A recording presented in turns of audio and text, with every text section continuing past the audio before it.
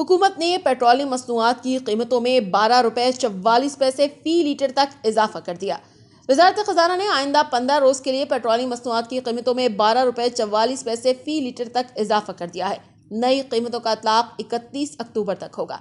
Notification के मुताबिक आज से पेट्रोल 10 रुपये 49 पैसे फी लीटर इजाफे के बाद 137 रुपये 79 पैसे फी लीटर मिलेगा। हाई स्पीड डीजल की कीमत में 12 रुपये 44 पैसे और लाइट डीजल की कीमत में 8 रुपये 84 पैसे इजाफा किया गया है। मट्टी के तेल की कीमत में 10 रुपये 95 पैसे इजाफे के बाद 110 रुपये 26 पैसे फी लीटर मुकर्रर की गई है।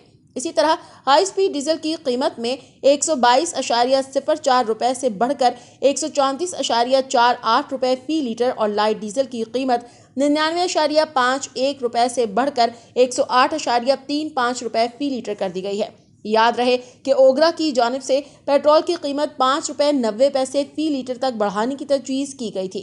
वाज़ेह रहे कि गुज़िश्ता रोज़ वफाकी काबीना ने बिजली महंगी करने की मंजूरी दे दी है, जिसके बाद बिजली की कीमत में 1 रुपये 68 पैसे इजाफा किया गया है।